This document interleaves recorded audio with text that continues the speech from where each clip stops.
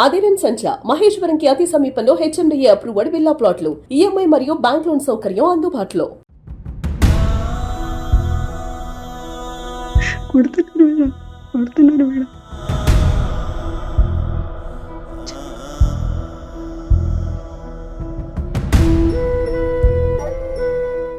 నాకు ఇక్కడ నుంచి కొంచెం దయచేసి బయట వెళ్ళి మేడం, మీకు దండం పెడతా మేడం. నా కూడా చావు బతుకులు ఉన్నాడు మేడం.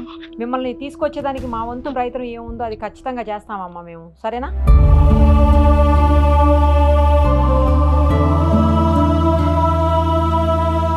ఇప్పుడు మీకు ఆ రోజు నేను చెప్పాను కదా, ఖచ్చితంగా మా వంతు ప్రయత్నం చేస్తామమ్మా తీసుకురావడానికి అని. మాట ఇచ్చిన ప్రకారం తీసుకొని వచ్చాము. నాకు జరిగింది మేడం.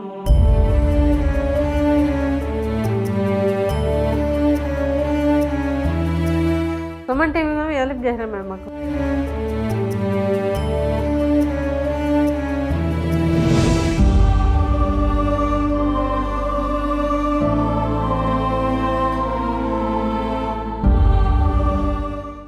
యాక్చువల్లీ ఈ నెల 15వ తారీఖు తెలిసిన మీడియా మిత్రులు శ్రీనివాస్ అని ఒక ఆయన కాల్ చేశారు నాకు. మేడం, ఒక ఆమె శివరాణి అని చెప్పేసి పీలేరుకు సంబంధించినటువంటి ఆవిడ, చిత్తూరు జిల్లా. సో ఆ పీలేరు ఆవిడ ఒమన్లో ఇరుక్కుపోయారు, చాలా కాలంగా అక్కడనే ఉన్నారు, చాలా ఇబ్బందులు పడుతున్నారు ఆవిడ. వాళ్ళ హస్బెండ్ పరిస్థితి బాగలేదు, ఆయనకి హెల్త్ చాలా ప్రాబ్లం ఉంది, ఏ క్షణంలో ఏమవుతుందో అన్నట్టుంది ఆయన పరిస్థితి. ఆమెనేమో అక్కడి నుంచి పంపించట్లేదు, ఆమెది పాస్పోర్ట్ కూడా లాగేసుకున్నారు వాళ్ళు. ఆమె చాలా ఏడుస్తుంది, ఇక్కడ ఫ్యామిలీ అంతా ఇక్కడ ఉంది, ఆమె అక్కడ ఉంది, కొంచెం ఏమన్నా హెల్ప్ చేయండి మేడం, మీరు గతంలో కూడా చాలా మందికి చేశారు కదా సుమన్ టీవీ నుంచి, ఈమెకు కూడా చేయండి మేడం అని కాల్ చేశారు. 15th చేశారు.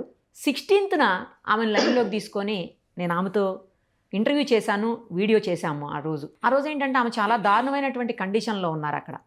తన పరిస్థితిని వివరించేందుకు కూడా అవకాశం లేక మధ్యలో కట్ అయిపోయి మళ్ళీ వెళ్ళి వచ్చారు ఆవిడ. అంత దారుణమైనటువంటి కండిషన్.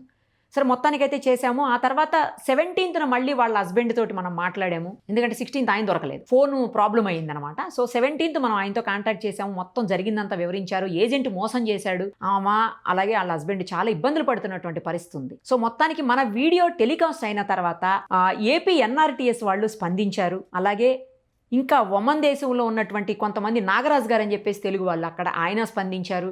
అలాగే నాగేందర్ గారు స్పందించారు. నెక్స్ట్ మధు గారు, ఆయన కూడా ఎన్ఆర్ఐ, ఆయన కూడా స్పందించారు.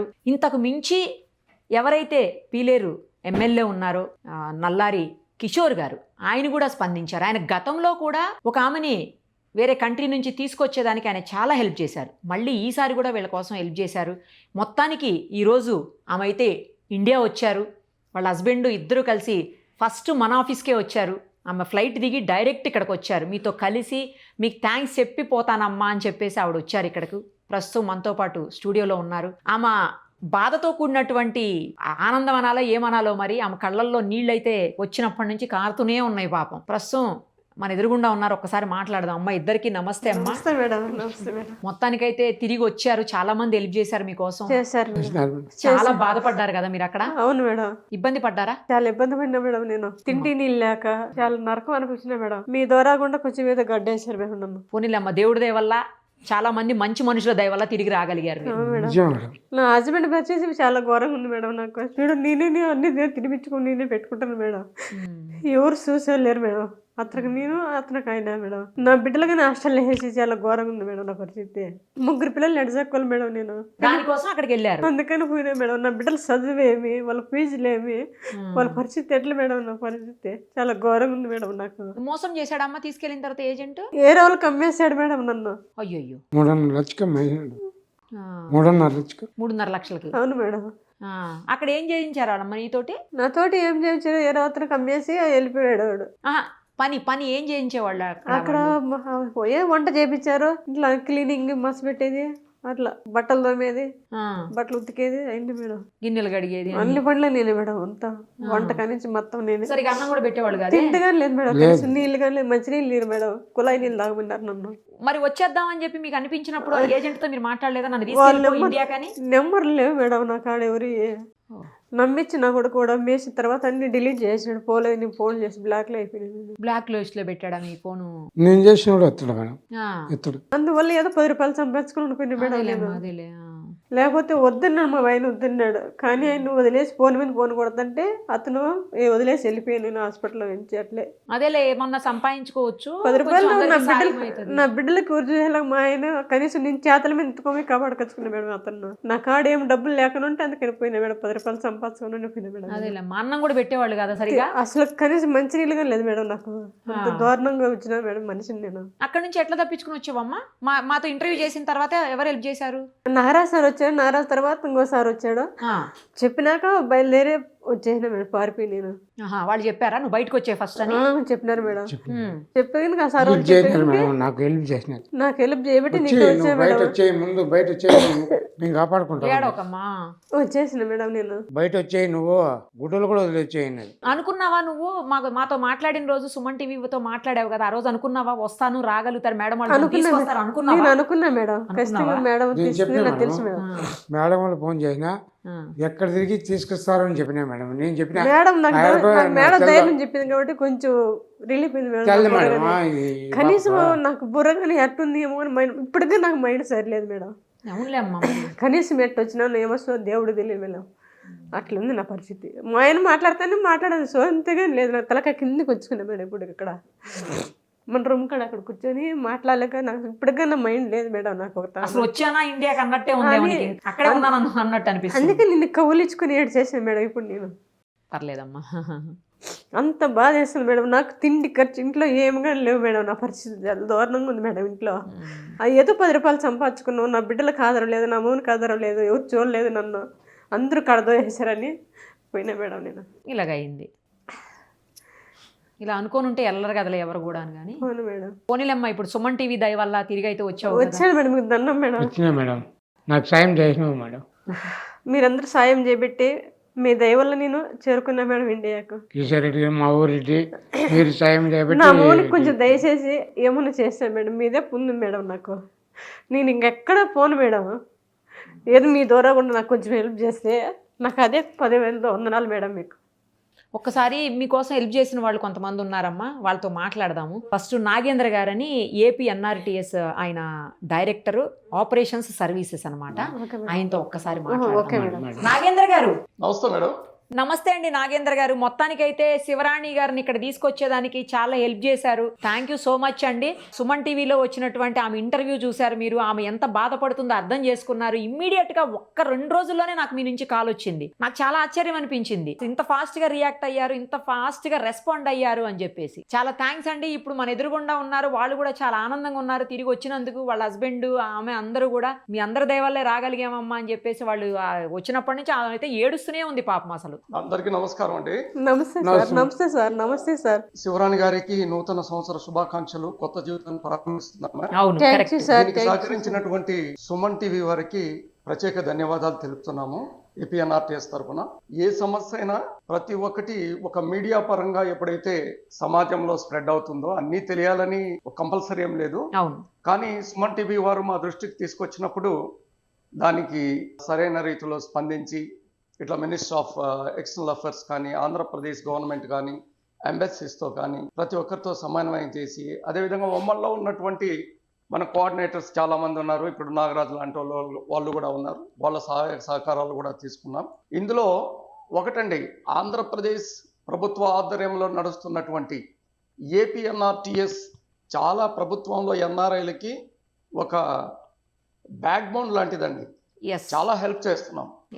సో కొన్ని సేవలు కొంతమందికి ప్రస్తుతానికి తెలియకపోయినప్పటికీ నిరుపమ గారు పర్మిషన్ ఇచ్చితే ఎటువంటి సేవలు ఆంధ్రప్రదేశ్ ప్రభుత్వం అందిస్తుందని చెప్పేసి మరొకసారి వాళ్ళ దృష్టికి తీసుకొస్తే చెప్పండి. యా, ఇప్పుడు ఆంధ్రప్రదేశ్ నాన్ రెసిడెంట్ తెలుగు సంస్థ సొసైటీ మన డాక్టర్ రవి వేమూరు గారి ఆధ్వర్యంలో నడుస్తున్నది. ఇక్కడ మొత్తం 143 దేశాలకు పైగా ఈ Andhra Pradesh non resident Telugu society సేవలు అందిస్తుందండి. అందులో ముఖ్యంగా ప్రవాసాంధ్రుల పోలీస్ ఫిర్యాదులు లేదా సమస్యలు సులభంగా నమోదు చేసుకునేందుకు 1 విండో సిస్టమ్ ఒకటి పెట్టిందండి.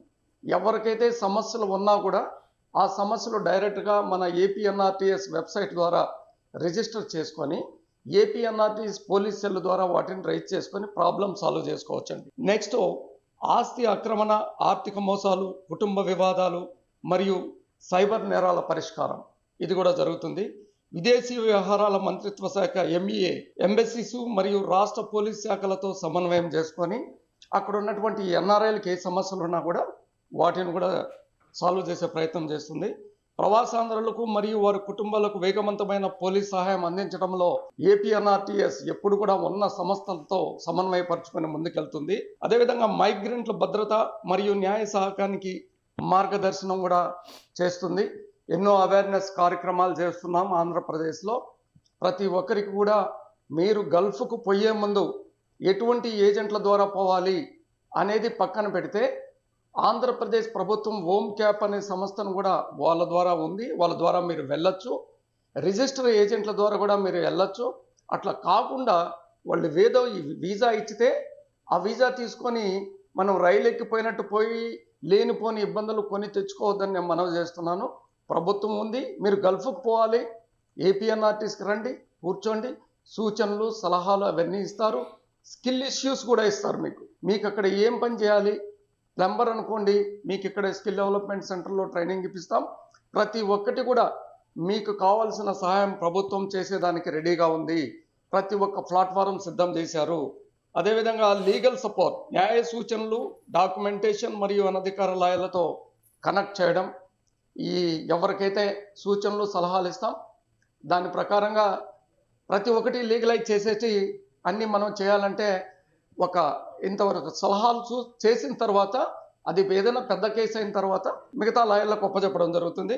మైగ్రెంట్ రక్షణ, ఫేక్ రిక్రూట్మెంట్ లేదా ఉద్యోగ మోసాల నివారణ కోసం వెరిఫికేషన్ చేస్తాం. ఎవరైతే ఫేక్ ఏజెంట్లు ఇటువంటి కార్యక్రమాలు చేస్తున్నారో ఆంధ్రప్రదేశ్ ప్రభుత్వం పోలీస్ సెల్ కూడా చాలా సివియర్గా ఉంది. ముందు మాదిరి వ్యవహారం కాదు, తప్పనిసరిగా చర్యలు అనేటివి ఉంటాయి. ప్రతి ఒక్కరిని ఆడబిడ్డ ప్రపంచంలో ఏ నలుమూలలా బాధపడినా ఆంధ్రప్రదేశ్ ప్రభుత్వం చూస్తూ ఊరుకోదు. ఇది మాత్రం ఖచ్చితంగా చెప్తున్నాము. అదేవిధంగా సైబర్ నేరాల పరిష్కారం, ఆన్లైన్ మోసాలు, ఫేక్ జాబ్స్ వంటి కేసులను కూడా ఏపీఎన్ఆర్టీ పరిశీలిస్తుంది. వాటి గురించి కూడా చర్యలు ఉంటాయి, అవి కూడా చేయొద్దు. ఇంకపోతే ఈ రోజుల్లో ఇంతకుముందు ఈ సైబర్ బానిసత్వం అనేది ఇప్పుడు ఎక్కువైపోయిందండి. ఇప్పుడు ఈమె అక్కడికి వెళ్ళింది, okay. What about educators, engineers, కొంతమంది చాలామంది గ్రాడ్యుయేట్స్ ఉన్నారు.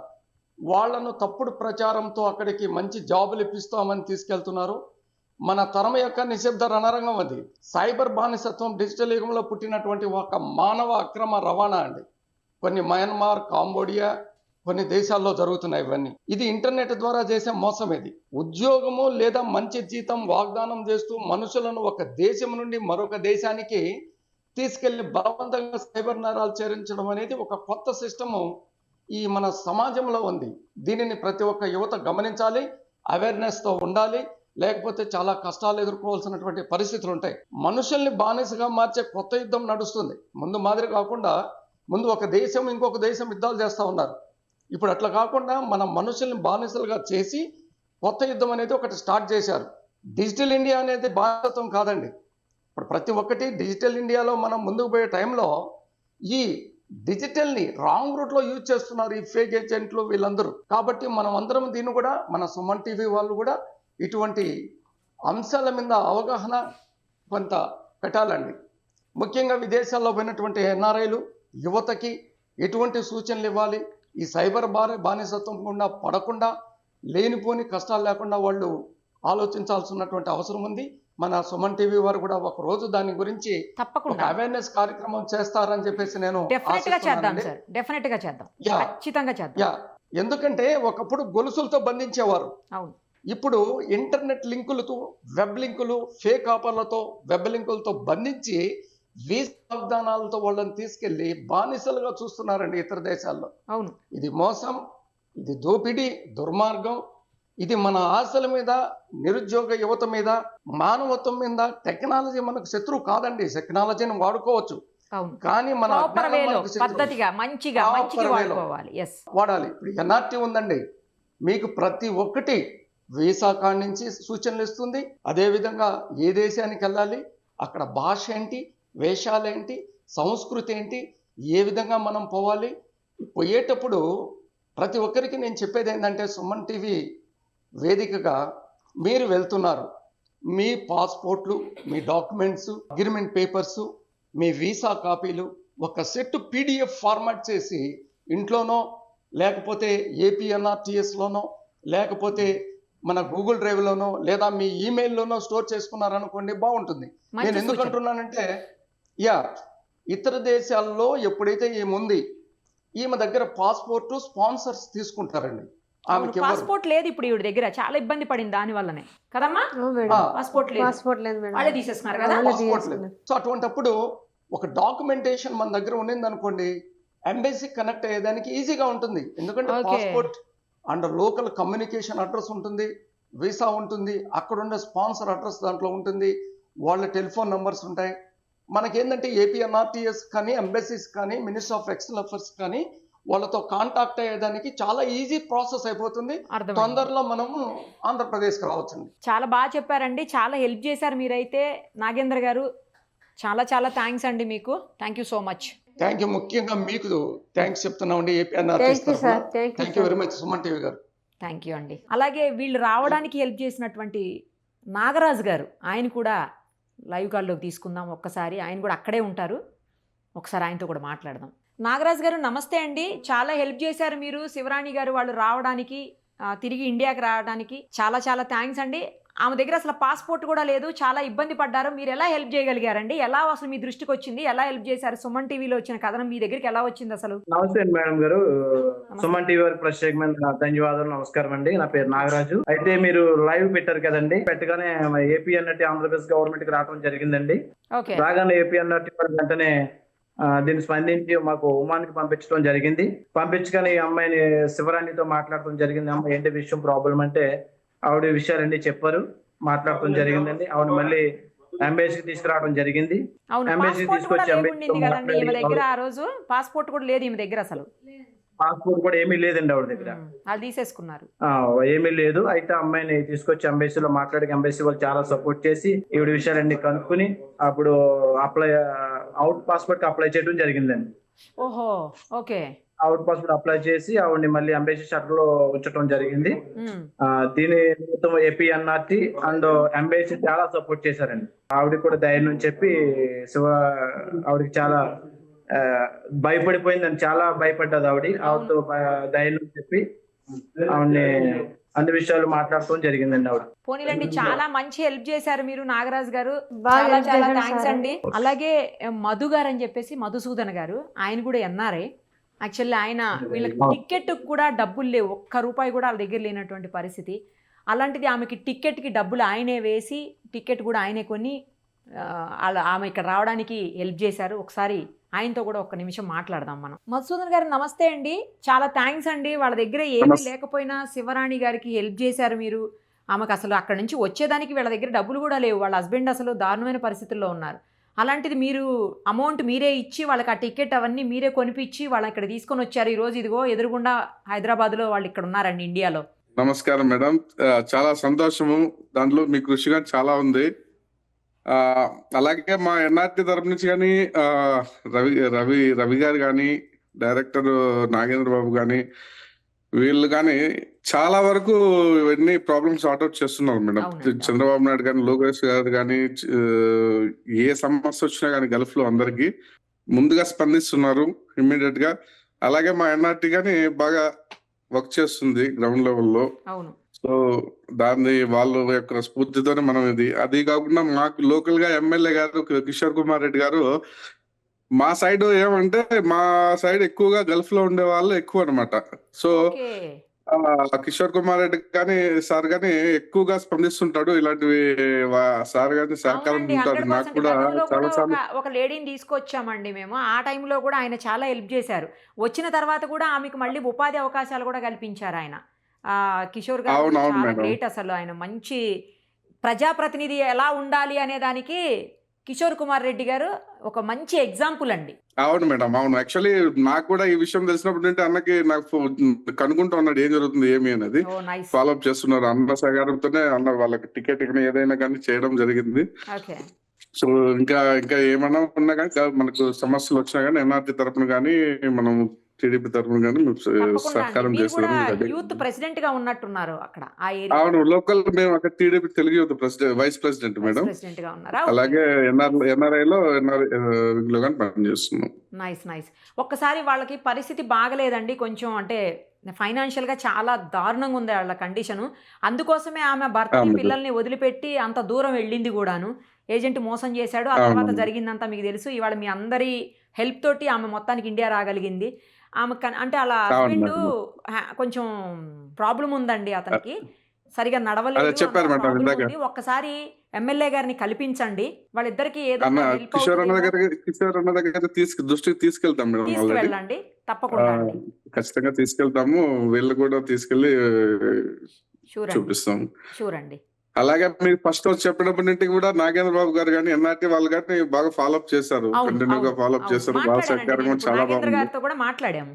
అవునవును, రవి గారు కానీ వాళ్ళు క్లోజ్ గా ఫాలోఅప్ చేస్తున్నారు సార్, వాళ్ళు చైర్మన్, ఎన్ఆర్టీ చైర్మన్ సార్ వాళ్ళు. కాబట్టి చాలా తొందరగా తీసుకురాగలరు. పాస్పోర్ట్ లేదు కాబట్టి ఇంత లేట్ అయింది. అదే పాస్పోర్ట్ ఇండింటే ఈ పాటికి ఎప్పుడో వచ్చిండు నీమే హైదరాబాద్. అదే అవునవును మేడం. అవును, థ్యాంక్స్ అండి. సో అందులోనూ వీళ్ళు మా పీలేరు సంబంధించిన వాళ్ళే కాబట్టి మేము ఖచ్చితంగా ముందుంటాము. అందులో డౌటే లేదు, కనబడుతుంది, ప్రూవ్ అయింది కూడా. తప్పకుండా వాళ్ళకి ఇంకా ముందు కూడా ఏదన్నా అవసరం అయితే హెల్ప్ చేయండి మీ తరపు నుంచి.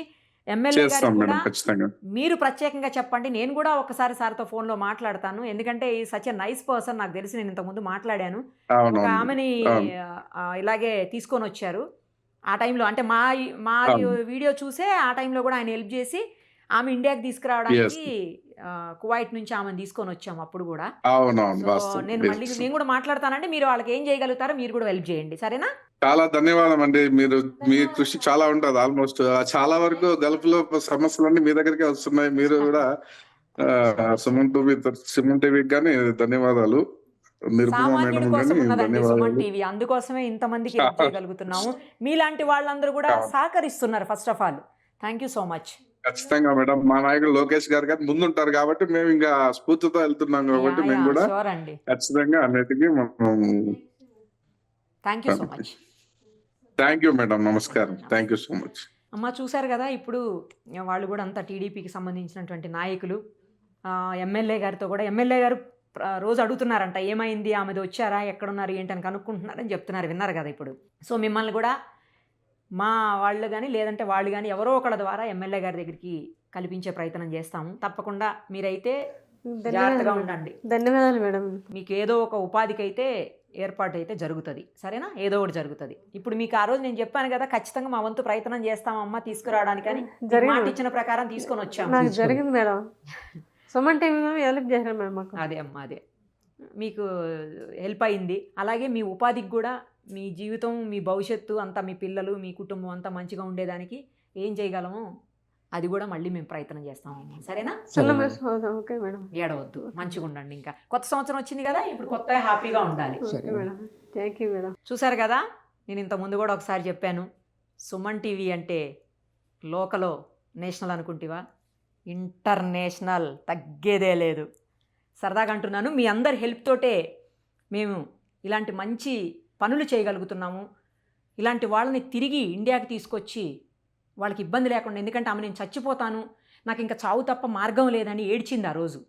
అలాంటి ఆమెని తీసుకొచ్చి వాళ్ళ కుటుంబంతో కలపగలిగాము మీ అందరి సపోర్ట్ వల్ల. ఇప్పుడు ఎవరెవరైతే ఈమె ఇండియాకి రావడానికి హెల్ప్ చేశారో వాళ్ళందరికీ పేరు పేరున ధన్యవాదాలు. Thank you so much. Suman టీవీలో మీ పర్సనల్ అండ్ బిజినెస్ ప్రమోషన్స్ కోసం కింది నెంబర్కి కాంటాక్ట్ చేయండి.